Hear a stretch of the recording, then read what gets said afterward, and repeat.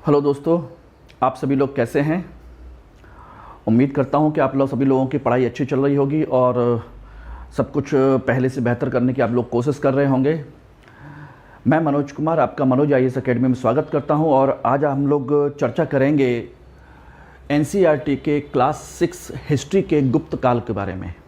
हम लोगों ने इससे पहले जो चैप्टर हम लोगों ने डिस्कस किए थे उसके बारे में मैं आपको हल्का सा एक ब्रीफिंग कर दूं कि इससे पहले हम लोगों ने चर्चा की थी साउथ इंडिया के और नॉर्थ इंडिया के इतिहास को लेकर के कि मौर्य काल के बाद जो हम लोगों का शासन प्रणाली में जो परिवर्तन आया था। जैसे कि हमने देखा कि मौर्य काल के बाद एक केंद्रीकृत साम्राज्य जो था, एक बड़ा साम्राज्य, वो टूट करके बिखर गया। उत्तर भारत का साम्राज्य अलग हो गया और दक्षिण भारत और दक्कन का साम्राज्य अलग अलग होने लगे और वहाँ पर अलग अलग शासकों ने अपने अपने शासन प्रणाली को विकसित किया और उसको आगे बढ़ाया।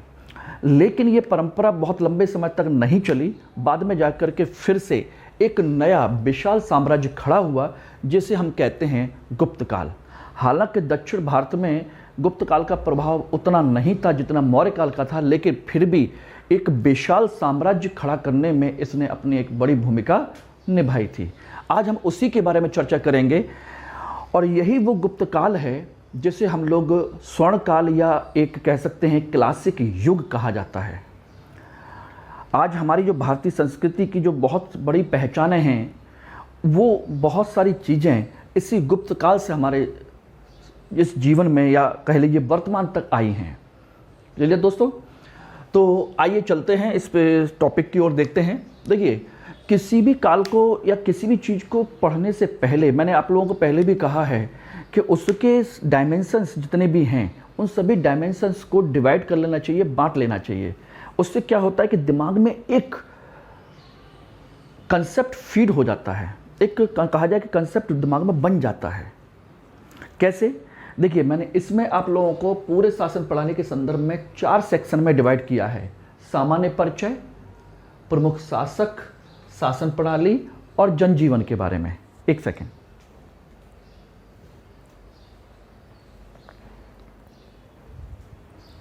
हाँ, सामान्य परिचय, प्रमुख शासक, शासन प्रणाली और जनजीवन के बारे में।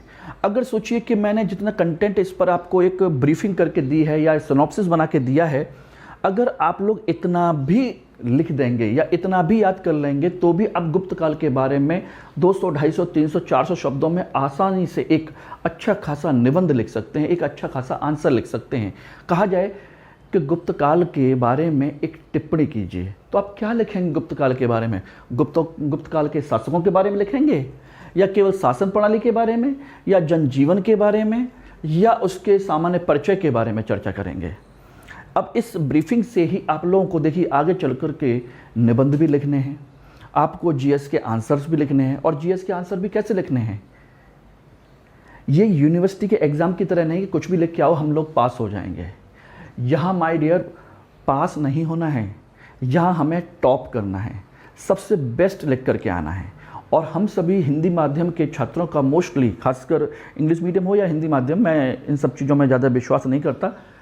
जो कंटेंट अच्छा लिखता है, जो कंटेंट अच्छा पढ़ता है, वो क्वालिफाई करता है। और जब हम कंटेंट नहीं पढ़ेंगे, उस लेवल पर हम लिखेंगे नहीं, तो हम पास कैसे करेंगे? और यहाँ पास करना नहीं, टॉप करना है। और कंपटीशन किससे है, ये आप सोचिएगा कि आपका कंपटीशन किससे है। यू आर और हम सभी जो हैं कॉमन स्टूडेंट हैं, लेकिन हम कॉमन बने रहना नहीं चाहते। हम बनना चाहते हैं टॉपर्स। इस साल के टॉपर्स में से हम एक बनना चाहते हैं। और टॉपर्स वो कोई भी हो, जितने भी IAS के लेवल पर सेलेक्ट होते हैं, वो समझ लीजिए इस साल की टॉप क्रीम है एजुकेशन, ब्रिलियंसी और सारी चीज़ों के मामले में। आप कितने डिसिप्लिन्ड हैं, कितने ब्रिलियंट हैं, कितने इंटेलिजेंट हैं, कितनी आपको नॉलेज है, इन सब चीज़ों के बारे में यू आर नंबर 1 जब आप सेलेक्ट हो जाएंगे। और जब तक सेलेक्ट नहीं होते तब तक आप समझ लीजिए आपका लेवल थोड़ा सा डाउन रहेगा। तो दोस्तों, हमें उस लेवल पर पहुंचना है। अब वो चाहे आपका बैकग्राउंड इंजीनियरिंग हो, मेडिकल हो या आपका सिंपल ग्रेजुएट हो, BSc, BA, BCom या कुछ भी हो सकता है। क्लियर? तो इस चीज़ को समझ लीजिए कि साइंस अगर ग्रेजुएट स्टूडेंट होता है, वो साधारण सी चीज़ों को भी कैसे पढ़ता है। साइंस का एक कंसेप्ट होता है कि कोई भी चीज़ रट्टा नहीं मारी जाती, उसका अपना एक सीक्वेंस होता है, जिसे कहते हैं विज्ञान, व्यवस्थित ज्ञान, यानी कि सीक्वेंस में किसी भी चीज़ के बारे में नॉलेज गेन करना। वही अगर हम यहाँ पर हम सीक्वेंस नहीं बनाएंगे, रट्टा मारेंगे, तो हम कभी भी अच्छा आंसर नहीं लिख सकते। हमें उसका एक सीक्वेंस बनाना पड़ेगा। यस, और उसी के लिए हम सिनॉप्सिस बनाते हैं, एक के बाद दूसरा, दूसरे के बाद तीसरा, तीसरे के बाद चौथा। चीज़ें कैसे आती हैं, अगर वो हमारा सीक्वेंस हमारे दिमाग में फीड हो गया तो समझ लीजिए कि हमें सारी चीज़ मेमोराइज हो जाएंगे, हम उसका विश्लेषण कर पाएंगे, उसका एनालाइज कर पाएंगे। दोस्तों, तो चलिए आज हम स्टार्ट करते हैं गुप्तकाल के बारे में, और इस मैंने एक पूरी ब्रीफिंग मैं दूंगा ही दूंगा। मैंने कहा कि इसमें हम फोर डायमेंशंस देख रहे हैं: सामान्य परिचय, प्रमुख शासक, शासन प्रणाली और जनजीवन। बस एक चीज़ दोस्तों याद रखिएगा, मैं जितना इस पर लिख रहा हूँ वो तो अपनी जगह पर है ही, जितना आप लोगों को साफ दिखाई दे रहा है बहुत अच्छी बात है, नहीं दे रहा है टेंशन मत लीजिए। बट आप लोग, मैं जो कह रहा हूँ, जो मैं बोल रहा हूँ, उसको दिमाग में सेट करते जाइए। दिमाग उस पर लगाइए कि मैं क्या बोल रहा हूँ, इस पर दिमाग मत लगाइए कि मैं व्हाइट बोर्ड पर क्या लिख रहा हूँ। ये तो एक कहा जाए कि माध्यम है, सिर्फ एक आप लोगों को दिखाने के लिए है। अदरवाइज मेरा बस चले तो मैं केवल एक ओरल लेक्चर दूँ आपको, जैसे मैं सामने खड़ा हुआ हूँ उस तरीके से मैं केवल आपको ओरल लेक्चर दूँ।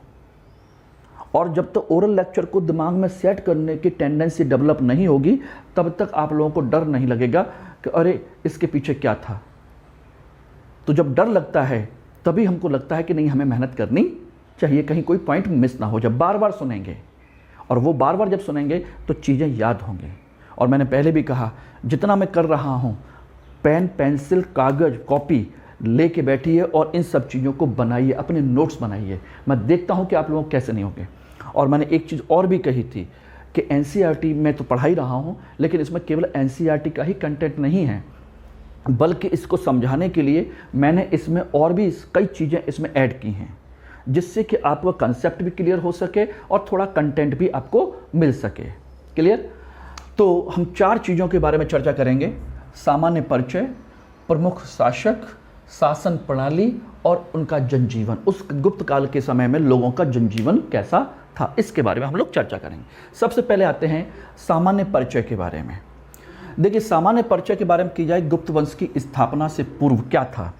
देखिए, गुप्त काल की स्थापना से पूर्व हम इस क्षेत्र में देखते हैं कि मौर्य साम्राज्य का पतन हो गया था। पुष्यमित्र सोन ने मौर्य साम्राज्य का अंत कर दिया, और उसके बाद पूरा का पूरा युग विखंडनकारी युग में परिवर्तित हो गया।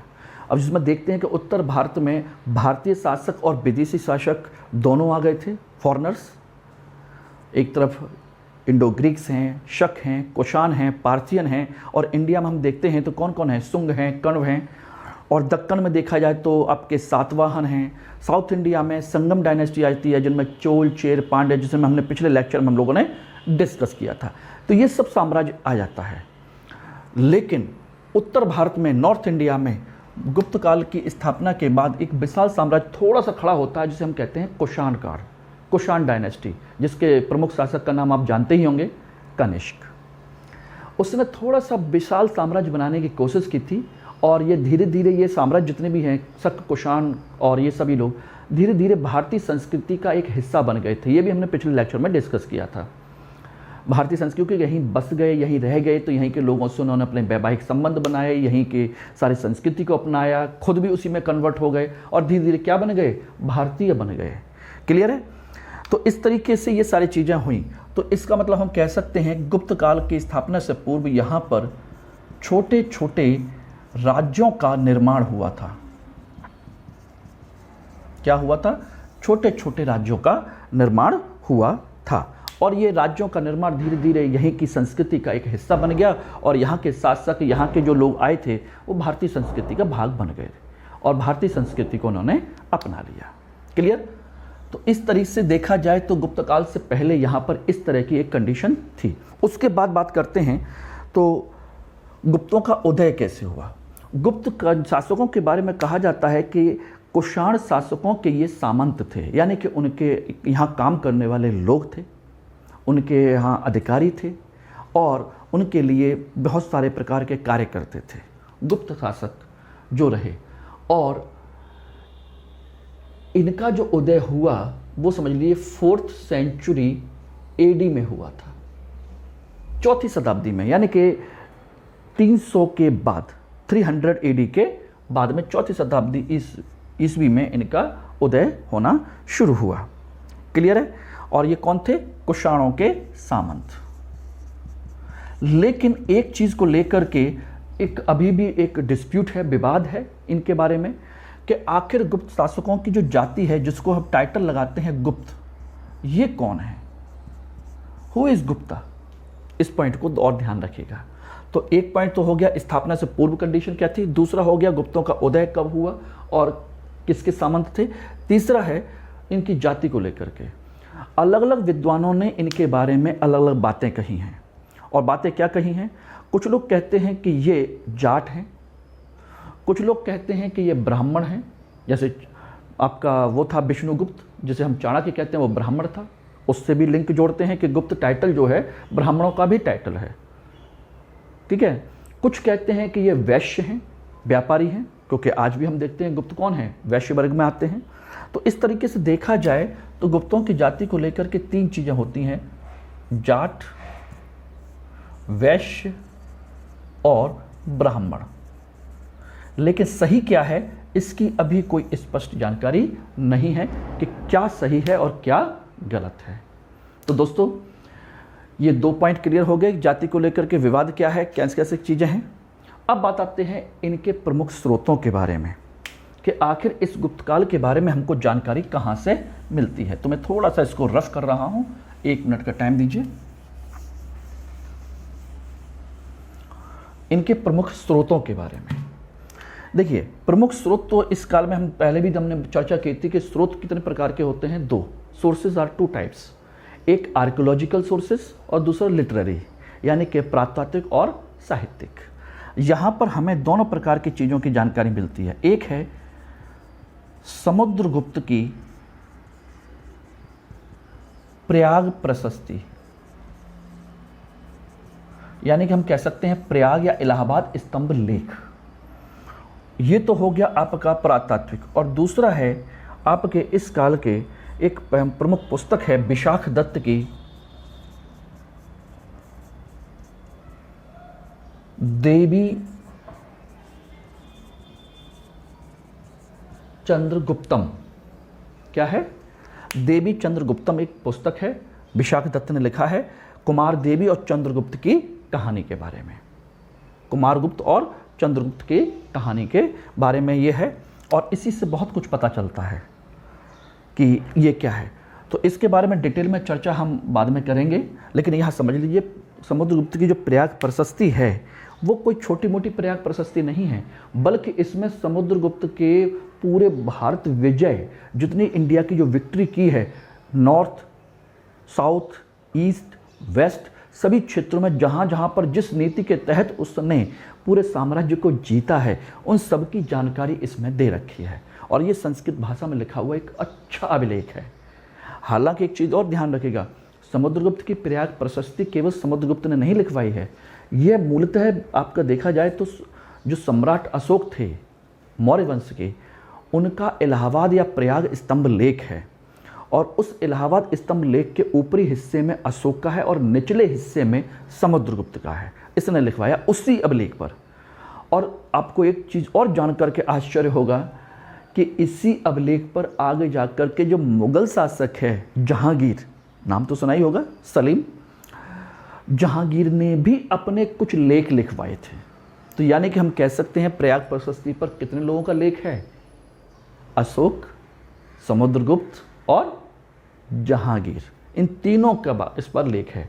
लेकिन हमें उनसे कोई लेना देना नहीं है, हमें तो केवल समुद्रगुप्त के इस प्रयाग प्रशस्ति के बारे में जानकारी लेनी थी। क्लियर है?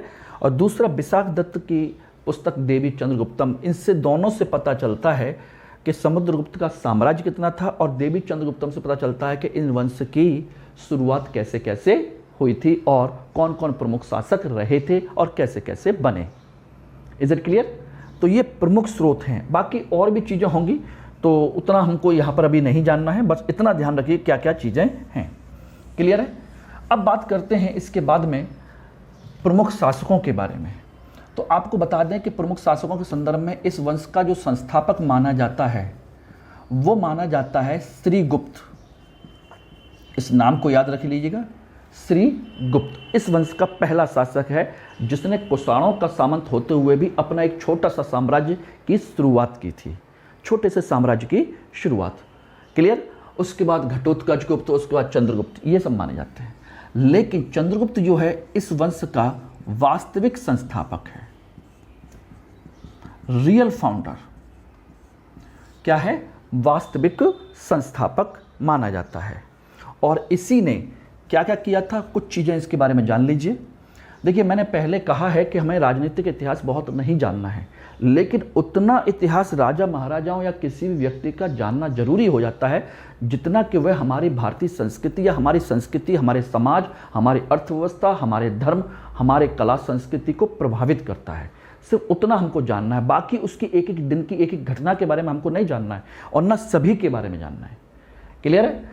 तो चंद्रगुप्त प्रथम के बारे में हम बात करें तो इसने एक नया संवत चलाया था, यानी न्यू एरा 319 एडी से, जिसे हम क्या कहते हैं, गुप्त संवत, गुप्ता एरा। यानी कि यहाँ से एक नया कैलेंडर जारी किया गया कि यहाँ से एक नई चीज शुरू हुई। दूसरा, इसने अपना प्रारंभिक क्षेत्र उत्तर भारत पर फोकस किया। प्रारंभिक क्षेत्र यानी प्रारंभिक जो राज्य कहाँ है, उत्तर भारत, वो भी कहाँ पर, अयोध्या का इलाका है, इलाहाबाद का इलाका है या पाटलिपुत्र का इलाका है। इन क्षेत्रों में ही इसने अपना साम्राज्य बनाने की कोशिश की थी और उसने चलाया था। ठीक। और इसके बारे में उसने अपने साम्राज्य को बनाए रखने के लिए एक बहुत अच्छा काम किया था और वो था वैवाहिक कूटनीति का सहारा लिया इसने। वैवाहिक कूटनीति का मतलब होता है अपने से शक्तिशाली परिवार के साथ, अपने शक्तिशाली राजाओं के साथ अपने वैवाहिक संबंध बना लीजिए, इसके माध्यम से आपका अपना राज्य सुरक्षित रहेगा। ये आप अच्छे से जानते हैं। तो इसने भी क्या किया था, उस समय का एक बड़ा साम्राज्य था जिसकी बहुत पहुंच थी और कहा जाए बहुत शक्तिशाली माना था, लिच्छवी गणराज्य था और इसकी राजकुमारी थी लिच्छवी राजकुमारी कुमार देवी, इससे शादी की थी। लिच्छवी साम्राज्य की राजकुमारी कुमार देवी से शादी करके अपने आप को लिच्छवी राज्य से न केवल सुरक्षित किया बल्कि अपने आप को एक बड़े साम्राज्य के रूप में स्थापित करने की ओर बढ़ा। क्लियर? तो ये आपके चंद्रगुप्त प्रथम के बारे में क्या है, कैसे है। अब इसके बाद हम देखेंगे आपका आता है समुद्रगुप्त।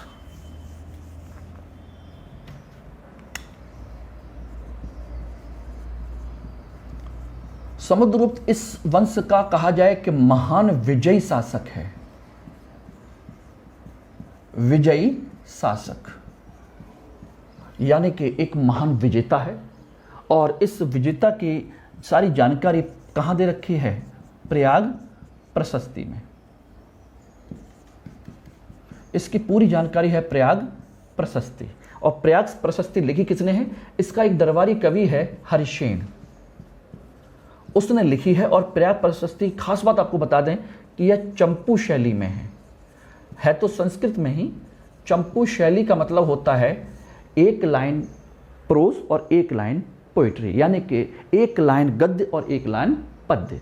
इसके बारे में उसने चंपू शैली में लिखा हुआ है, यानी कि गद्य और पद्य दोनों का मिश्रण है, प्रोज एंड पोइट्री। इसको हम कहते हैं चंपू शैली। Is it clear? एक चीज।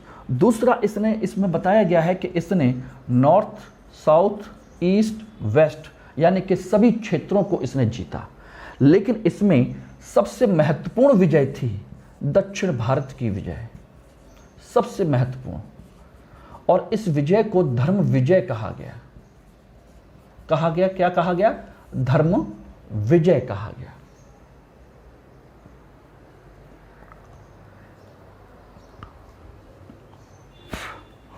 क्यों कहा गया? उसके पीछे कारण है। सबसे पहली चीज तो दक्षिण भारत के राज्यों को जो जीता, जो कौन से राज्य कहलाते हैं, चोल, चेर, पांड्य, ये सभी राज्यों को उसने जीता। लेकिन इनमें से किसी राज्य को अपने राज्य में मर्ज नहीं किया, मिलाया नहीं, बल्कि उनका राज्य उन्हीं को वापस दे दिया और कहा कि आप केवल मुझे कर देते रहिए, बाकी कुछ और चीज़ों की ज़रूरत नहीं है।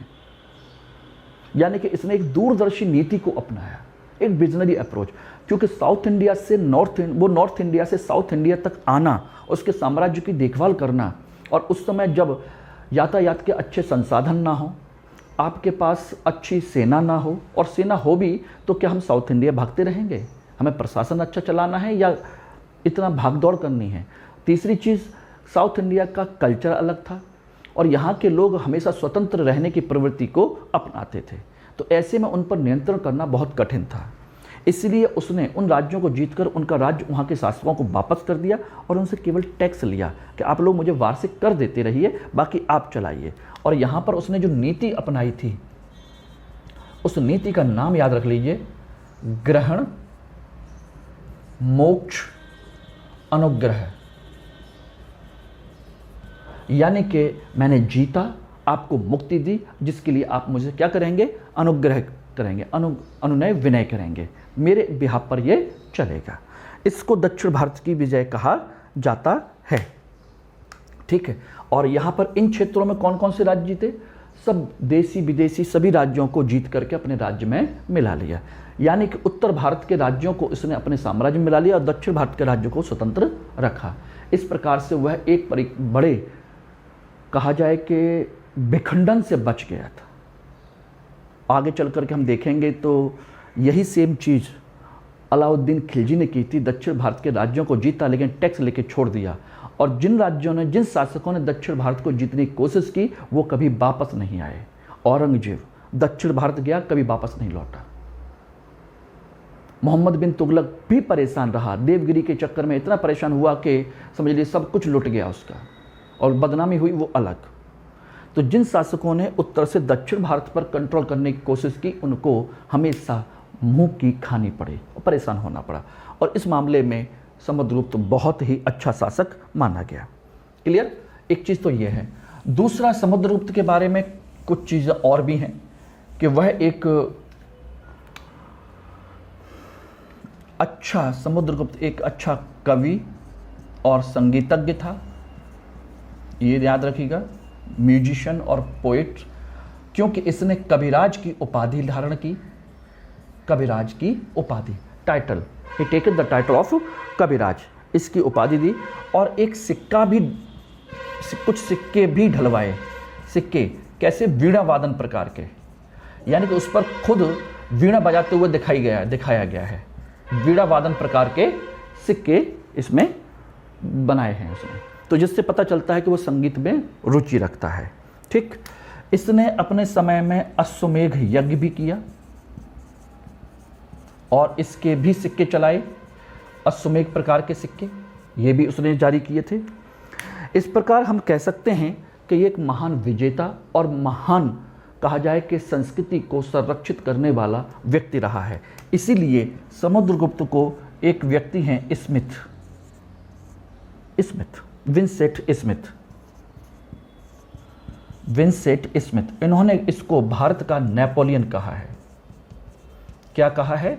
भारत का नेपोलियन कहा है। अब कहोगे कि ये क्या है? देखिए, इस सब चीज़ों में थोड़ा सा आप लोगों को मैं बता दूं कि ये एक ब्रिटिश चाल है या यूरोपीय लोगों की चाल है। नेपोलियन तो समुद्रगुप्त के बाद पैदा हुआ है, बात समझे? तो हकीकत में नेपोलियन को यूरोप का क्या कहना चाहिए? समुद्रगुप्त कहना चाहिए, लेकिन उन्होंने समुद्रगुप्त को भारत का नेपोलियन कहा। कारण? क्योंकि वो अपनी सुप्रीमेसी हम लोगों पर डालना चाहते थे कि वो हमसे उच्च हैं, हम नहीं। वो तो शुक्र मनाइए कि उन्होंने इससे तुलना भी कर दी, अन्यथा वो तो इतना भी नहीं चाहते थे। इसको हम कहते हैं साम्राज्यवादी इतिहास लेखन, imperialistic approach of history writing. इसमें क्या होता है कि साम्राज्यवादी इतिहास लेखन में जो साम्राज्यवादी शक्तियाँ होती हैं वो आपका इतिहास लिखती हैं, लेकिन अपने तरीके से, आपको निम्न स्तर का दिखाने के लिए, आपको लो लेवल पर दिखाने के लिए। आपके अंदर ये फीलिंग ना आए कि यू आर द सुपीरियर। अगर आपके अंदर ये फीलिंग आ जाएगी तो आप उनके अंदर अधीन गुलाम नहीं बन पाओगे।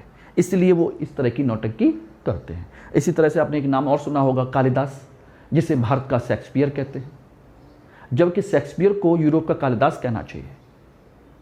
Is it clear? तो इस चीज़ को ध्यान रखना। बस मेरा उद्देश्य यह है कि इन सब पॉइंट्स को आप लोग याद रखिएगा, समझ लीजिए। और इसके बाद आता है समुद्रगुप्त के बाद इसका बेटा चंद्रगुप्त विक्रमादित्य। कौन? चंद्रगुप्त विक्रमादित्य।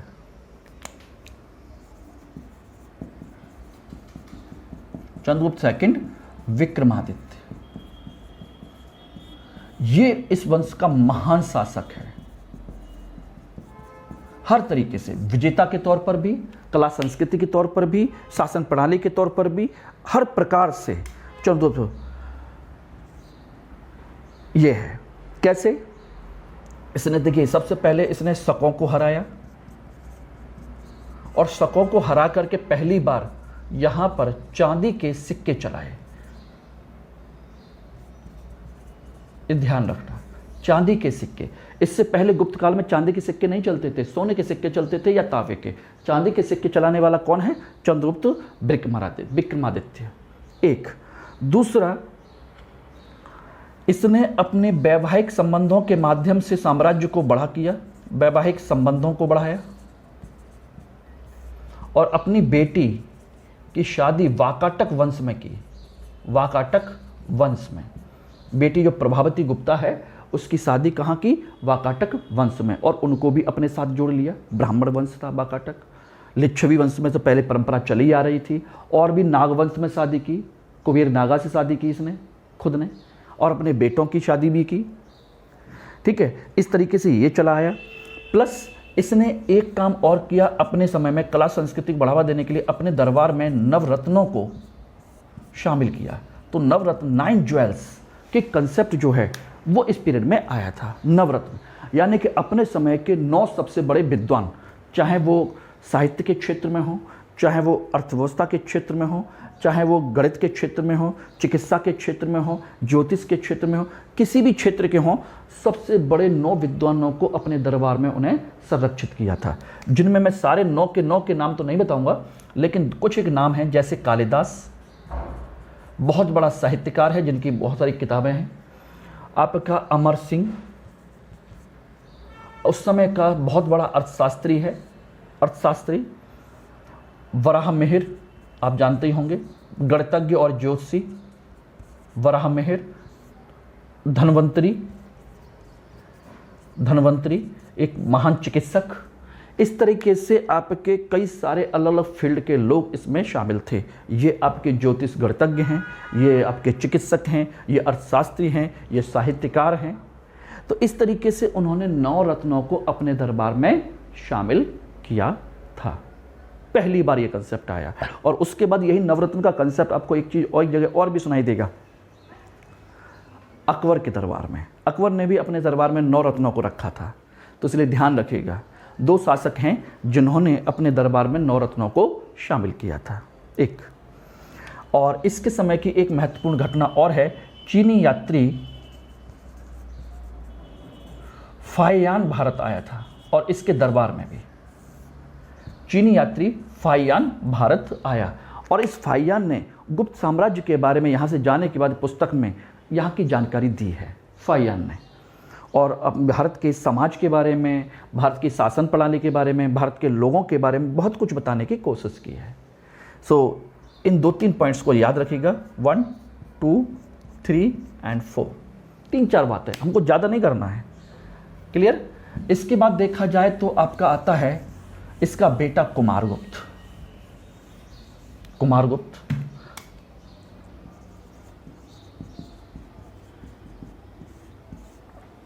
कुमारगुप्त है, और कुमारगुप्त ध्यान रखिए, इससे पहले जितने भी शासक थे उन्होंने वैष्णव धर्म की पूजा को बढ़ावा दिया था। चंद्रगुप्त फर्स्ट, समुद्रगुप्त, चंद्रगुप्त विक्रमादित्य, इन सब ने वैष्णव धर्म को, और कुमारगुप्त ने शैव धर्म को बढ़ावा दिया। और इसने कुछ सिक्के चलाए, गरुण, जो गरुण प्रकार के सिक्के होते हैं, जो कि विष्णु का वाहन माना जाता है। गरुण के स्थान पर मयूर प्रकार के सिक्के, मयूर के सिक्के। और मयूर कौन है? कुमार कार्तिकेय का वाहन है, यानी कि शिव के बेटे जो स्कंद हैं, कुमार कार्तिकेय या कुमार स्कंद, जिनको मैंने पिछले संगम साहित्य में आप लोगों को पढ़ाया था कि वही दक्षिण भारत में जाकर क्या बन गए थे, बताइए, सोचिए, क्या बन गए थे? मुरुगन। वही है, उसी के नाम पर, उसी के चित्र पर उन्होंने सिक्के चलाए। तो गरुड़ के स्थान पर मयूर नाम के सिक्के, मयूर के चित्र के सिक्के उन्होंने चलाए थे कुमारगुप्त ने। ठीक। एक दूसरा, इसकी एक महान विशेषता यह है कि इसने अपने समय में नालंदा विश्वविद्यालय की स्थापना की। नालंदा विश्वविद्यालय जो उस समय का बहुत बड़ा, कहा जाए कि महायान बुद्धिज्म का या कह लीजिए एजुकेशन का ऑक्सफोर्ड माना जाता था, पूरब का ऑक्सफोर्ड, बहुत बड़ा विशाल विश्वविद्यालय था, जिसको आप जानते ही हैं बख्तियार खिलजी ने जला के राख कर दिया था। जब मुसलमानों का अटैक हुआ तो फिर इन मुस्लिम शासकों ने उसको जला के राख कर दिया। और इसी के समय एक और भी चीज़ थी, वो थी सारनाथ में। इसी समय सारनाथ का जो धमेक स्तूप है, सारनाथ का जो स्तूप है वो इसी के समय बनाया गया था, धमेक स्तूप। और सारनाथ का जो बौद्ध विहार है, बौद्ध विहार, वो भी इसी समय बनाया गया था। यानी कि उस समय पूरे भारत का सबसे बड़ा बौद्ध विहार माना जाता था सारनाथ का। और धमेक स्तूप, ये भी उस समय का एक बहुत बड़ा अच्छा स्तूप माना जाता है, अभी भी है। जनरली स्तूप होते हैं, मैंने आपको एक कक्षा में बताया भी था, इस तरीके से, इस तरह से होते हैं। लेकिन जो आपका सारनाथ का धमेक स्तूप है वो अलग तरह का है, इस तरह का है, ये शेप है और ईंटों से बना हुआ है, ब्रिक्स से। ये देख लीजिए, ये दोनों में अंतर है। तो ये इसके समय में हुआ था। Is it clear? और इसके बाद कुमारगुप्त के बाद इसका बेटा स्कंदगुप्त आता है। कौन आता है? स्कंदगुप्त। स्कंदगुप्त। और स्कंदगुप्त अपने समय का बहुत महान शासक तो नहीं, लेकिन एक अच्छा अंतिम महान शासक माना जा सकता है, क्योंकि इसी के समय में एक विदेशी प्रजाति है हूण, उनका आक्रमण हुआ था। और इसने उन आक्रमण को न केवल रिट्रीट किया, न केवल नेस्तनाबूद किया, बल्कि उन्हें हरा करके यहाँ से भगा भी दिया, हूणों का आक्रमण। जबकि यही हूण भारत में ना होकर के यूरोप में जब जाते हैं तो पूरे यूरोप के रोमन साम्राज्य की ईंट से ईंट बजा देते हैं। यही हूण प्रजाति है जिसने पूरे रोमन साम्राज्य, जो विश्व का सबसे बड़ा साम्राज्य, सबसे महान साम्राज्य जिसको कहा जाता है, उसको पूरी तरह से तहस नहस कर दिया था। लेकिन भारत में इनकी दाल नहीं गली, इनको स्कंदगुप्त ने अपने बॉर्डर पर ही हरा के भगा दिया। हालांकि वो पूरी तरह नहीं भागे, लेकिन वहीं पर उन्होंने पाकिस्तान के उस इलाके में जाकर के वहीं पर बसे रहे, लंबे समय तक वहाँ रहे और धीरे धीरे अपना एक साम्राज्य भी बनाया उन्होंने, वहाँ पे छोटा सा साम्राज्य बनाया। लेकिन कभी भारत में बहुत बड़े स्तर पर प्रवेश नहीं कर पाए स्कंदगुप्त। और इसकी समय में इसने एक काम और भी किया था, वो था आपकी जो गुजरात की जो सुदर्शन झील है, मैंने आपको बताया था पिछले क्लास में, एक सुदर्शन झील, उसकी मरम्मत करवाई, रिपेयरिंग, सुदर्शन लेक की रिपेयरिंग करवाई। सुदर्शन झील को बनाने वाला शासक कौन था? ये मैंने आपको बताया है, चंद्रगुप्त मौर्य। उसके बाद अशोक ने उसकी रिपेयरिंग करवाई, उसके बाद रुद्रदामन ने उसकी रिपेयरिंग करवाई, और अब स्कंदगुप्त ने इसकी रिपेयरिंग करवाई। Is it clear? और इसने एक काम और किया था, चीन के साथ मैत्रीपूर्ण संबंध बनाए और अपना एक राजदूत भी भेजा था, एम्बेसडर, अच्छे संबंधों को बनाए रखने के लिए। Is it clear? तो ये एक प्रमुख शासकों के बारे में मैंने आपको कुछ जानकारी दी है। अब हम बात करते हैं इनकी शासन प्रणाली के बारे में थोड़ा सा। दोस्तों, आप लोगों को एक इसमें कुछ समस्या तो नहीं आ रही? देखिए, मेरा उद्देश्य सिर्फ एक ही है कि आप लोगों को एक अच्छे तरीके से एक एक चीज़ आपको क्लियर कर दूं और दिमाग में एक जो कहा जाए बेसिक कंसेप्ट है वो सेट हो जाए।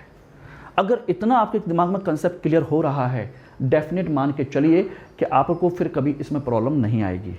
कितनी भी बड़ी से बड़ी लेवल की किताब पढ़ लीजिए, कुछ भी पढ़ लीजिए, आपका बेस क्लियर है। अब बात की जाए तो शासन प्रणाली को लेकर के, तो एक चीज़ समझ लीजिए कि इसकी तुलना हमेशा मौर्य वंश के शासन प्रणाली से की जाती है, मौर्य वंश की शासन प्रणाली से। लेकिन मौर्य वंश की शासन प्रणाली, ध्यान रखिएगा, इससे बिल्कुल अलग थी। मौर्य वंश का जो शासन था वो केंद्रीकृत था, यानी कि राजा के अंडर में सब कुछ था। प्रांत भी थे, उनके उप सेक्शन भी थे, यानी कि उनका डिवीज़न भी था, लेकिन सारे के सारे राजा के प्रति, केंद्र के प्रति जिम्मेदार थे। लेकिन यहाँ पर क्या है, विकेंद्रीकृत शासन प्रणाली की शुरुआत हुई।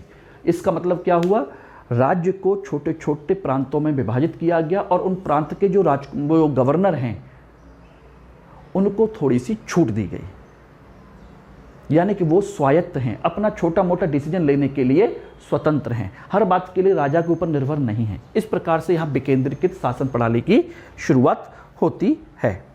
क्लियर है? यानी कि एक तरीके से हम कह सकते हैं कि यहाँ पर प्रांतों को क्या थी, स्वायत्तता, ऑटोनॉमी, स्वायत्तता थी। एक दूसरा काम इस पीरियड में और होता है, वो है दैवीय राजतंत्र का सिद्धांत। दैवीय राजतंत्र का सिद्धांत का मतलब है कि राजा अब देवीय सिद्धांत से जुड़ गया, यानी कि राजा के अंदर देवीय तत्वों का समावेश कर दिया गया है, यानी कि राजा के मुख से निकला हुआ शब्द अब ईश्वर के शब्द के बराबर हो गया। इसीलिए इस पीरियड में देखते हैं कि राजा लोग जो हैं एक उपाधि लेते हैं परम भागवत, यानी कि मैं ही क्या हूं, परम भागवत हूं, मैं ही भागवत हूं, यानी कि मैं ही विष्णु हूं, विष्णु का अवतार हूं। ये चंद्रगुप्त विक्रमादित्य ने, समुद्रगुप्त ने, इन लोगों ने इसकी उपाधि ली है परम भागवत की। ठीक है ना? और इसी में कहा गया कि अब राजा का जो कर्तव्य है वो वर्ण व्यवस्था और उनके धर्म की रक्षा है। किसकी रक्षा करना है? वर्ण व्यवस्था और उनके धर्म की रक्षा करना है, ना कि जन जीवन के कल्याण की, यानी कि आम लोगों के कल्याण की नहीं करनी है, उस पर ध्यान नहीं देना है, बल्कि किस पर ध्यान देना है? वर्ण व्यवस्था और धर्म की रक्षा पर विशेष ध्यान देना है। इस चीज़ को ध्यान रखना। तो इस दैवीय राजतंत्र से ये बदलाव आया, जबकि मौर्य वंश के समय में हम क्या देखते हैं, वहाँ पर कोई दैवीय राजतंत्र का सिद्धांत नहीं है, बल्कि सिद्धांत क्या है? जन कल्याण। अशोक खुद कहता है कि मेरे लिए सभी प्रजा एक संतान के समान है, मैं कहीं पर भी हूँ, कुछ भी करूँ, आप लोग अगर कोई समस्या होती है तो मुझसे सीधे आकर के मिल सकते हैं अपनी समस्या के समाधान के लिए। जबकि यहाँ पर ये थोड़ा सा परिवर्तन हमको दिखाई देता है, अर्थात राजा के कर्तव्यों में बदलाव आ चुका था। क्लियर? एक चीज़। अब यहाँ पर एक चीज़ थोड़ा सा और देखते हैं इसी प्रशासनिक व्यवस्था के बारे में थोड़ा सा, और वो क्या है? विकेंद्रीकरण है। तो यहाँ पर देखिए साम्राज्य बनाया गया, साम्राज्य को प्रांतों में विभाजित किया गया, जिसको हम क्या कहते हैं? उपरिक, सॉरी, प्रांत को हम एक बड़ा अच्छा सा नाम रखा गया है, भुक्ति या प्रदेश। भुक्ति या प्रदेश भी कहा जाता है, और उसका जो शासक है, गवर्नर है, उसको उपरिक कहा जाता है। उपरिक, यहाँ का प्रमुख शासक गवर्नर। और प्रांतों को विभाजित किया गया विषय, यानी कि जिले, जिलों में, जिले जिन्हें क्या कहा जाता है? विषय। और यहाँ का प्रमुख क्या कहलाएगा? विषयपति।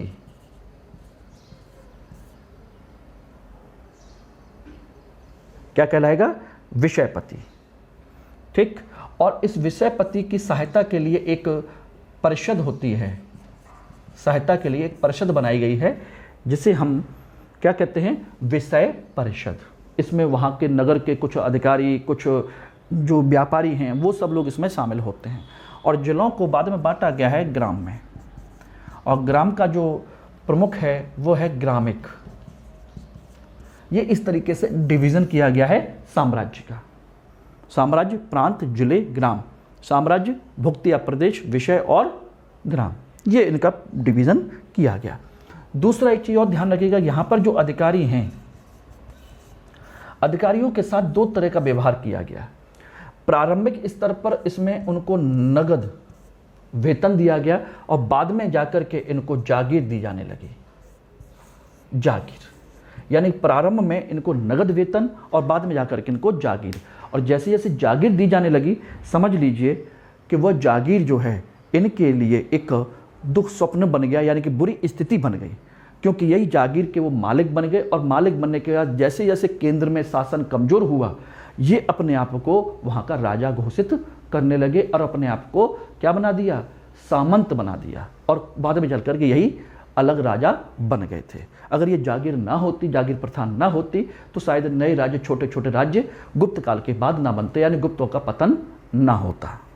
तो एक बहुत बड़ा कंसेप्ट है, क्योंकि बाद में जाकर के इन्हीं गवर्नरों ने अपने आप को स्वतंत्र घोषित करके राजा डिक्लेयर कर दिया था, राजा बन गए। यही छोटे छोटे राजा हैं, और यही राजा बाद में क्या कहलाए, राजपूत। यही राजपूत हैं, अपने आप को राजपूत कहते हैं, सामंत जो थे। तो राजपूत गुप्त काल के बाद जो राजपूत परंपरा वो यहीं से आती है। Is it clear? तो ये शासन प्रणाली के बारे में। अब हम बात करते हैं इनके समय के जनजीवन के बारे में, कि जनजीवन उनका कैसा था, कैसा नहीं था। तो आपको बता दें, कोई भी समाज की जनजीवन के बारे में ये जो 4 चीज़ें हैं, ये चीज़ें एक दिन में नहीं बदलती हैं। अब हम बात करें तो देखो डियर, समाज है, तो समाज जो आज है, क्या वो एक अलग समाज है जिस तुरंत बदल दिया गया है? नहीं दोस्तों, ये नहीं बदला गया है, बल्कि इसमें क्रमिक बदलाव आया है। इसका आधार पहले से चला आ रहा है और ये धीरे धीरे बदला है। तो यानी कि समाज के स्तर पर देखा जाए तो यह पूर्व का ही क्या है, प्रचलन है। जैसे वर्ण व्यवस्था पहले की तरह है, वर्ण व्यवस्था पहले की तरह 4 वर्ण हैं, उनके कर्तव्य निश्चित हैं समाज में, ये पहले की तरह चला आ रहा है। ठीक, हाँ, इस पीरियड में एक नया बदलाव होता है कि जाति व्यवस्था थोड़ी सी और बढ़ जाती है, जाति व्यवस्था में वृद्धि होती है, छुआछूत बढ़ने लगता है। और इस पीरियड में जाति व्यवस्था में एक नई जाति आती है जिसे हम क्या कहते हैं, चांडाल। नई जाति चांडाल, और ये कैसी है, टिपिकल अस्पृश्य है, अनटचेबल कास्ट है। और ये कहाँ रहती है, ये रहती है गांव और नगर के बाहर, बिल्कुल बाहर, और इनके मकानों पर निशान बने रहते हैं, जिसकी जानकारी फाहियान ने दी है कि ये लोग गांव से या नगर से बाहर रहते हैं, कोई इनको देख नहीं सकता, इनको छूना और देखना भी पाप माना जाता है, बिल्कुल ही अछूत हैं। ये एक नई प्रजाति, एक तरीके से देखा जाए समाज के अंदर विभेद की एक बड़ी परंपरा की शुरुआत होती है, यहाँ पर भेदभाव की। Is it clear? तो यहाँ पर ये कंडीशन है एक। और इस समाज के बारे में फाहियान ने कुछ और भी बताया है। फाहियान ने कहा है कि यहाँ के लोग ईमानदार हैं, कानून का पालन करने वाले हैं, शांति प्रिय हैं, ये यहाँ के लोगों के बारे में बताया है। दूसरा, यहाँ के लोग शाकाहारी हैं मोस्टली, कुछ एक लोग हैं जो मांसाहारी भी का उपयोग भी करते हैं। इसने कहा कि ये शाकाहारी है, खाना पीना शाकाहारी करते हैं, कुछ लोग मांसाहार का भी उपयोग करते हैं। ठीक है। तीसरा, यहाँ पर एक जो चीज़ है वो कानून व्यवस्था जो है, कानून व्यवस्था आपकी कैसी है, कठोर भी है और नम्य भी है, यानी कि साधारण दंड भी दिया जाता है और कठोर दंड भी दिया जाता है, नरम और कठोर दोनों हैं। ये सब चीज़ें उन्होंने बताई थी। और एक चीज़ और भी बताई कि यहाँ पर जो प्रभाव है वो ब्राह्मणों का है, यानी कि उसने कहा कि यह ब्राह्मणों का देश है, यानी कि मोस्टली यहाँ पर ब्राह्मणों की गतिविधियाँ संचालित होती हैं, ब्राह्मणों के देश के बारे में कहा है। तो ये कुल मिलाकर के इतनी चीज़ें हैं। यहाँ पर महिलाओं की स्थिति भी तुलनात्मक रूप से अच्छी है, बुरी नहीं है, ये भी सारी चीज़ें मिलती हैं। लेकिन उन सब चीज़ों के बारे में इतना नहीं हमको जानना, बस ये जानना है कि यहाँ की जाति व्यवस्था, समाज, वर्ण व्यवस्था कैसी थी, कैसी नहीं थी, लोगों का खास पास जो क्या काम थे वो इनके बारे में बताया गया है। ठीक, अब बात करते हैं इनके इस समय के व्यापार के बारे में। तो वो देख लीजिए व्यापार के बारे में। तो देखिए, व्यापार एक दिन में विकसित नहीं होता। मौर्योत्तर काल के बारे में पिछले क्लास में हम लोगों ने देखा था, पिछले जो 2 क्लासें हमने ली थी, उत्तर भारत और एक दक्कन और दक्षिण भारत के बारे में 3 क्लासें हमने ली हैं। तो मौर्योत्तर काल के बारे में हमने देखा था कि मौर्योत्तर काल में व्यापारिक गतिविधियां बढ़ गई थी। व्यापारिक गतिविधियां में वृद्धि हुई थी। क्यों हुई थी? क्योंकि विदेशी लोग यहाँ पर आ रहे थे और विदेशी आक्रमणकारी या विदेशी लोगों के आने जाने की वजह से क्या हुआ, हमारा व्यापार गतिविधियां बढ़ गई थी। क्यों? क्योंकि एक तो नए नए रास्तों की खोज हो रही थी, नए लोग जो आ रहे थे उनकी अपनी नई डिमांड थी, वो भी भारत से व्यापार करना चाहते थे। और उस व्यापार के बारे में मैंने डिटेल में पिछली क्लासेस में आपको जानकारी मैंने दी है, कौन कौन से बंदरगाह कहाँ कहाँ से क्या क्या सामान जाता था, ये भी मैंने आपको सब बताया है।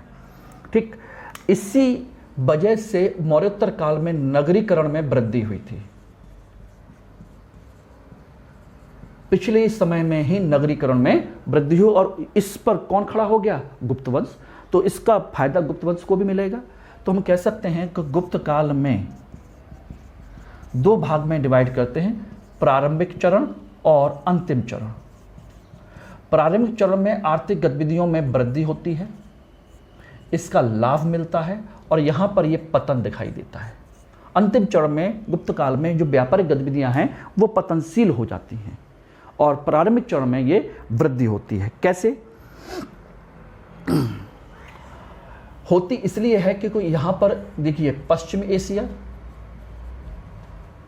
यूरोप और दक्षिण पूर्व एशिया, इन सभी जगह पर व्यापार में वृद्धि होती है। यानी कि हमारा क्या होता है? निर्यात बढ़ता है। क्या होता है? निर्यात में वृद्धि होती है। और इसका एक कारण और भी था, वो था इस पीरियड में श्रेणी व्यवस्था का विकास, गिल्ड सिस्टम, यानी कि एक जैसा व्यापार करने वाले लोगों का समूह, उसको हम कहते हैं श्रेणी व्यवस्था। उसका भी इस पीरियड में बहुत लाभ मिला था। तो प्रारंभिक शासकों ने बड़े साम्राज्य की स्थापना की, जिससे कि बड़े स्तर पर पश्चिम एशिया, यूरोप, दक्षिण पूर्व एशिया के देशों में व्यापार में वृद्धि हुई और निर्यात बढ़ा और इसको बढ़ावा देने में श्रेणी व्यवस्था ने अपना एक योगदान दिया था। और ये जो सब लाभ मिले हैं वो आप जानते हैं कि पूर्वी तट, पश्चिमी तट और कहा जाए कि आपके जो स्थल है वहाँ से। तो पूर्वी तट पर हमने देखा था एक बंदरगाह था तामलुक, ताम्रलिप्ति कहते हैं, उत्तर भारत में यानी बंगाल के क्षेत्र में। पश्चिमी तट पर सोपारा, कल्याण, महाराष्ट्र के क्षेत्र में, ये मैंने आपको बताया था। ये बंदरगाह है जहाँ से बड़े स्तर पर सामान का आवागमन होता है, निर्यात किया जाता है, सारी चीज़ें की जाती हैं। एक और भी था, आपको मैंने बताया था भड़ौच, ये पहले से चले आ रहे थे। सब इन बंदरगाहों से ही विकास को बढ़ावा मिला था। और दक्षिण भारत में आप जानते हैं मुसरी, तोंडी, पुहार, ये सब बंदरगाह पहले से थे ही। तो इन सब चीज़ों से क्या हुआ? व्यापार में वृद्धि यानी कि निर्यात में वृद्धि हुई थी और इसका फायदा किसको मिला? भारत को। लेकिन अंतिम चरण में क्या हुआ? ये पतन होने लगा। क्यों? एक तो शासक कमजोर हो गए, छोटे छोटे राज्यों का निर्माण होने लगा, इससे क्या हुआ? व्यापारिक गतिविधियां सीमित हो गई। Is it clear? तो ये एक चीज है व्यापार के बारे में। तीसरा, आप जानते हैं कि उत्तर भारत में एक हूण प्रजाति आ गई थी, तो स्थल से जो माल आना जाना होता था वो भी बंद हो गया, कि हूणों ने कंट्रोल कर लिया था। तो इस तरह से वो सारी चीज़ें क्या हुआ? बदलाव आने लगा था, यानी कि पतनशील अवस्था आने लगी थी। यही वजह है कि हम अंतिम चरण में, गुप्त काल के अंतिम चरण में जब हम सिक्कों के बारे में जानकारी लेते हैं तो सिक्कों में मिलावट हमको दिखाई देती है। यानी कि सोने के सिक्के में सोना कम और पीतल और तांबा ज़्यादा दिखाई देता है, मिलावट आने लगती है। और आपको एक चीज़ और बता दें कि गुप्त काल के अंतिम चरण में जाकर के, मतलब गुप्त काल में ही कौड़ियों जैसे सिक्कों की परंपरा शुरू हुई। कौड़ी जिसकी कोई कीमत नहीं होती, फूटी कौड़ी, साबुत कौड़ी, यानी कि आम आदमी अब सिक्कों के बजाय कौड़ियों का उपयोग करता है लेन देन के लिए। और इसकी जानकारी किसने दी है? फाहियान ने। इसको याद रखना, कौड़ी।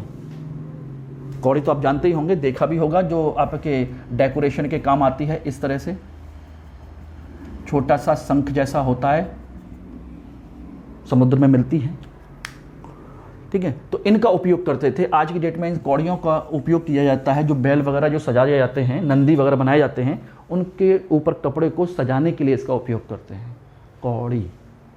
Is it clear? अब बात करते हैं धर्म के बारे में।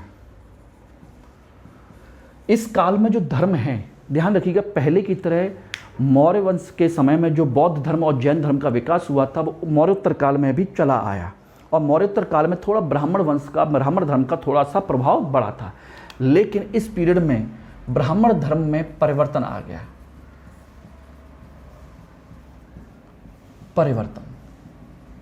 ब्राह्मण धर्म में परिवर्तन आया, जबकि आप विश्वास करेंगे बौद्ध और जैन पहले की तरह ही चलते रहे। बहुत ज़्यादा विकास नहीं हुआ तो बहुत ज़्यादा बैकवर्ड भी नहीं हुए, लेकिन ब्राह्मण धर्म में परिवर्तन आ गया। क्या आ गया? देखिए, यज्ञ और कर्मकांड के कैसे हो गए? कर्मकांड सीमित हो गए। एक ऐसा नहीं कि यज्ञ खत्म हो गए, यज्ञ और कर्मकांड सीमित हो गया और इनकी जगह पर क्या शुरू हो गया?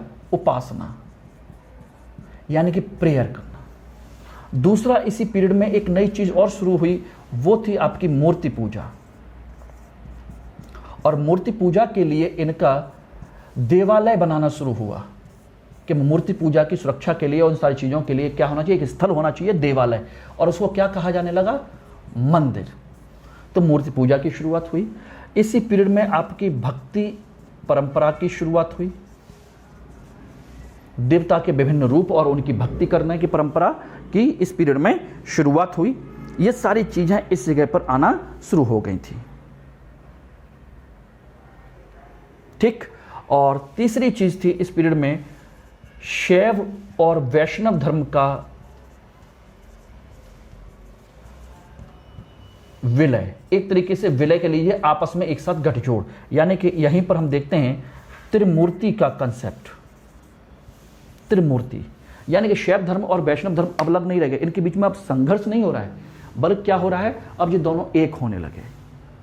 त्रिमूर्ति कंसेप्ट आ गया, त्रिदेव का कंसेप्ट आ गया, ब्रह्मा विष्णु महेश जैसी कल्पना यहां पर शुरू हो गई। लेकिन एक चीज ध्यान रखना, स्टार्टिंग में अधिकांश जो शासक हैं वो कैसे हैं? वैष्णव हैं। बाद में जाकर के मैंने आपको बताया था कुमारगुप्त, स्कंदगुप्त, ये कौन है? शैव धर्म के फॉलोअर हैं। और इन लोगों ने ही मंदिरों का निर्माण भी करवाया, देवालय के तौर पर मूर्ति पूजा को बढ़ावा दिया। और आपको पता ही है कौन कौन से मंदिर बनवाए गए, तो वो मैं आपको अभी बताऊंगा, इस चीज़ को समझ लीजिएगा। यानी कि ये सारी चीज़ें इस पीरियड में आपको नवीन तौर पर दिखाई देती हैं। एक क्लियर है। और इसमें अगर आप देखेंगे तो मंदिर में एक सबसे बड़ी परंपरा शुरू होती है। जो पहला मंदिर मिलता है वो है आपका देवगढ़ का दशावतार मंदिर। देवगढ़ का दशावतार मंदिर, झांसी के पास देवगढ़ है ये, ठीक। और वहाँ पर एक दशावतार मंदिर है जिसमें अंदर मूर्ति देखेंगे तो शेषनाग, आपके क्षीर सागर में शेषनाग की सैया बनाकर उस पर लेटे हुए हैं, लक्ष्मी जी पैर दबा रही हैं, ऊपर आपके ब्रह्मा जी हैं, सारी चीज़ें उसमें दे रखी हैं। तो ये देवगढ़ का दशावतार मंदिर सबसे प्राचीन मंदिर है और पहली बार गुप्त काल में मंदिर निर्माण की परंपरा शुरू हुई। जबकि इससे पहले स्थापत्य कला की परंपरा कैसी है? वो बौद्ध और जैन धर्म से जुड़ी हुई है, ब्राह्मण धर्म से नहीं थी। पहली बार ब्राह्मण धर्म से संबंधित परंपरा यहाँ से शुरू होती है। एक चीज़ और ध्यान रखना, यहाँ पर मैं ब्राह्मण धर्म का इस्तेमाल कर रहा हूँ, हिंदू धर्म का नहीं। जनरली कहा जाता है कि यह हिंदू धर्म की पुनरुत्थान है। आपको बता दें कि अभी इस पीरियड में भारत में हिंदू शब्द का प्रचलन नहीं था। हिंदू शब्द का प्रचलन हुआ है जब अरबी लोग भारत में आए हैं। उन्होंने उस क्षेत्र में रहने वाले, सिंधु नदी के आसपास के रहने वाले लोगों को हिंदू कहा है और उस क्षेत्र को हिंदुस्तान। तो हिंदू शब्द बाद में आया है, पहले यहाँ पर ब्राह्मण धर्म ही कहलाता है। Is it clear? तो इस तरीके से ये सारी चीज़ें यहाँ पर शुरू हुई। एक और इसी पीरियड में एक नई चीज़ और भी शुरू होती है, वो है आपकी धार्मिक साहित्य का संकलन। धार्मिक साहित्य का संकलन भी शुरू हुआ। रिलीजियस लिटरेचर कौन कौन सा? देखिए, स्मृति, पुराण, रामायण, महाभारत, वेद, इन सब को इस पीरियड में लिखा गया। देखिए, वेद और जो वेद पुराण जैसी जो चीज़ें हैं ये पहले चल रही थी लेकिन मौखिक चल रही थी। रामायण महाभारत की कहानियाँ मौखिक थी, ओरल थी, इन्हें लिखा नहीं गया था। अब पहली बार जाकर के उनका संकलन किया गया, पहली बार उनको लिखा गया था। Is clear? तो संकलन इस पीरियड में धार्मिक साहित्य का किया गया। एक अब आइए इसके बाद हम बात करते हैं कला संस्कृति के बारे में। तो कला संस्कृति में 3 चीज़ें हैं, वास्तुकला, साहित्य और विज्ञान के बारे में। तो देखिए, वास्तुकला, इसी को हम क्या कहते हैं, स्थापत्य कला भी कहते हैं, आर्किटेक्चर। और इसके बिहाफ पर ये जो गुप्त काल है स्वर्ण युग कहलाता है। क्या कहलाता है? Golden period. देखा जाए तो इस पीरियड में सभी धर्मों से संबंधित, खासकर ब्राह्मण धर्म और बौद्ध धर्म से संबंधित कई सारी चीजों का स्थापत्य कला, वास्तुकला को बढ़ावा दिया गया। पहली बार ब्राह्मण धर्म के संदर्भ में देखा जाए तो मंदिर निर्माण की परंपरा शुरू हुई। और मंदिर निर्माण कैसे हैं? पंचायतन श्रेणी के हैं। पंचायतन श्रेणी के मंदिर हैं, यानी कि एक के ऊपर एक लेयर के तौर पर, ठीक है। और इसमें प्रमुख मंदिर कौन कौन से हैं मैंने आपको बताया था। देवगढ़ का दशावतार मंदिर, भूमरा का शिव मंदिर, तिगवा का पार्वती मंदिर, सिरपुर का लक्ष्मण मंदिर, ये सब इस पीरियड में बने हुए हैं। और इन मंदिरों की खास बात क्या है कि ये साधारण हैं, साधारण मंदिर हैं, यानी कि एक तरीके से देखा जाए तो एक गर्भगृह है और इसके ऊपर एक छोटी सी छतरी के लिए एक छोटी सी जगह, बस। इसके अलावा इसके कोई बाउंड्री कुछ भी नहीं है। अभी बस ये प्रारंभिक चरण है। हाँ, बस इनका जो द्वार है, गेट है, द्वार, ये मूर्तियों से सजाया जाता है, जिनको हम क्या कहते हैं? द्वारपाल। मूर्तियों से इनका डेकोरेशन किया जाता है। तो ये इस पीरियड में ब्राह्मण धर्म से संबंधित है। इसी पीरियड में बौद्ध धर्म से संबंध देखा जाए तो हमारे यहाँ पत्थर से बनी हुई आपकी क्या है, अजंता, एलोरा और बाघ की गुफाओं का निर्माण किया गया। बाघ की गुफाएं महाराष्ट्र के क्षेत्र में, पश्चिमी घाट के क्षेत्र में आपकी अजंता, एलोरा, बाघ की गुफाओं का निर्माण किया गया। पत्थरों काट करके अंदर गुफाएं बनाई गई और उनको डेकोरेट किया गया। और इनमें चित्रकला के बेहतरीन नमूने मिले हैं। चित्रकला के नमूने मोस्टली बौद्ध धर्म से संबंधित हैं। इसी पीरियड में आपका मैंने बताया था कि सारनाथ का धमेक स्तूप बनाया गया और सारनाथ का ही बौद्ध विहार का भी निर्माण किया गया। उस समय का सबसे शानदार माना जाता है ये बौद्ध विहार। तो ये सारी चीज़ें क्लियर कि क्या क्या चीज़ें इस पीरियड में बनी थी, क्या क्या नहीं बनी थी, ये मैंने आप लोगों को बता दिया। और इस चीज़ में एक और ध्यान रखिएगा, इसी पीरियड में सारनाथ जो है मूर्ति कला का, खासकर स्वदेशी मूर्ति कला का एक बड़ा केंद्र बनकर के उभरा। हमने इससे पहले के मौर्योत्तर काल में हमने देखा था तो आपके 2-3 मूर्तिकला केंद्र थे। एक आपका गांधार कला, दूसरा मथुरा कला और तीसरा अमरावती। इसके बारे में मैंने आपको बताया था। लेकिन अब जाकर के स्वदेशी मूर्तिकला का एक नया केंद्र विकसित हुआ, उसे कहते हैं सारनाथ। इस पर कोई विदेशी प्रभाव नहीं है। Is it clear? चलिए अब इसके बाद बात करते हैं साहित्य के बारे में। तो इस पीरियड में देखिए, जब इतने ज़्यादा बड़े स्तर पर राजाओं ने बड़े बड़े विद्वानों को संरक्षण दिया और खुद बड़े बड़े विद्वान हैं, तो ऐसी स्थिति में आप समझ सकते हैं कि साहित्य की स्थिति क्या होगी। साहित्य इस पीरियड में बहुत रचा गया, हर क्षेत्र में रचा गया, चाहे वो टिपिकल साहित्य हो या गणित हो या विज्ञान हो या चिकित्सा हो या ज्योतिष हो, किसी भी क्षेत्र में अच्छी अच्छी पुस्तकें लिखी गई। इनमें हम सबसे पहले देखते हैं कालिदास की आपकी 7 रचनाएं हैं। आपने जानते होंगे कौन कौन सी हैं, सुन लीजिए, मैं लिख नहीं रहा हूं, लिखने में थोड़ा समय जा सकता है। अभिज्ञान शाकुंतलम, विक्रमो वर्षियम और मालविकाग्निमित्रम, कुमार संभव, ऋतु संहार, मेघदूत, ठीक। और कौन सी थी? रघुवंश, यानी कि राम जी का वंश, उनके बारे में। तो एक बार रिवाइंड करके और सुन लीजिएगा। अभिज्ञान शाकुंतलम, विक्रमो वर्षियम, मालविकाग्निमित्रम, ऋतु संहार, मेघदूत, रघुवंश और कौन सी बची? एक, सोचिए।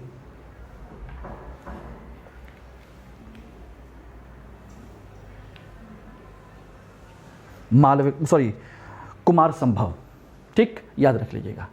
दूसरे इसी समय में एक और हैं भारवी। भारवी की किताब है किरातार्जुनीयम, ठीक है। भारवी के अलावा अगर हम बात करें तो इसमें एक विष्णु शर्मा की है पंचतंत्र। आर्यभट्ट बहुत बड़े विद्वान और गणितज्ञ हैं, ज्योतिषी और गणितज्ञ दोनों हैं आर्यभट्ट। इनकी आपकी पुस्तक है आर्यभट्टीय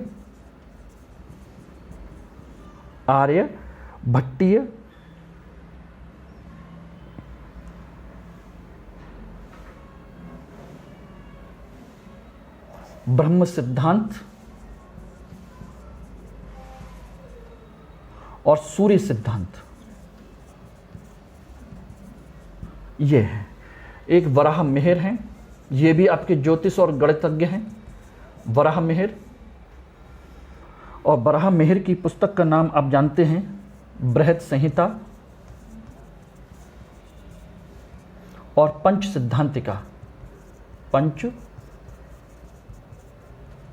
सिद्धांतिका, ये हैं।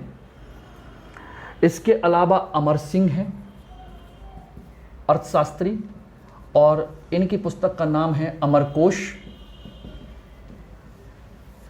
इसके अलावा चरक हैं, इनकी चरक संहिता है।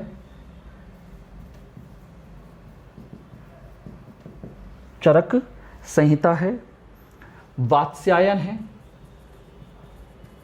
इनकी पुस्तक है कामसूत्र। ये सब इस समय लिखी गई बेहतरीन किताबों में से कुछ एक मैंने आपको लिखी है, इनको जरूर आप लोगों को याद रख लेना चाहिए। इनमें दो नाम मैंने बताए हैं, आर्यभट्ट और वराह मिहिर। ये उस समय के महान वैज्ञानिक रहे हैं, ज्योतिष और गणितज्ञ दोनों रहे हैं। आपके चरक, आपके ये भी एक वैज्ञानिक रहे हैं, आयुर्वेद को बढ़ावा देने में इनकी बहुत बड़ी भूमिका है, ठीक। इसके अतिरिक्त देखा जाए तो इसी पीरियड में आपका दशमलव प्रणाली को भी लागू करने वाले कौन हैं? डेसिमल सिस्टम को आर्यभट्टी हैं विज्ञान के संदर्भ में। तो इस प्रकार हम कह सकते हैं कि भारत में विज्ञान के क्षेत्र में इस पीरियड में काफ़ी कुछ हुआ था, बहुत कुछ हुआ था। और ये इस समय के सब एग्जाम्पल्स इसमें दिए हुए हैं। तो मैंने साहित्य के साथ साथ विज्ञान के बारे में भी आपको चर्चा कर दी है। तो दोस्तों, आज मैं इस चैप्टर गुप्त काल को मैं यहीं पर ख़त्म कर रहा हूँ। अगले चैप्टर में हम फिर मिलेंगे और मैं उम्मीद करता हूँ कि आपको आज का लेक्चर थोड़ा सा बड़ा जरूर होगा, लेकिन आपको अच्छा लगेगा।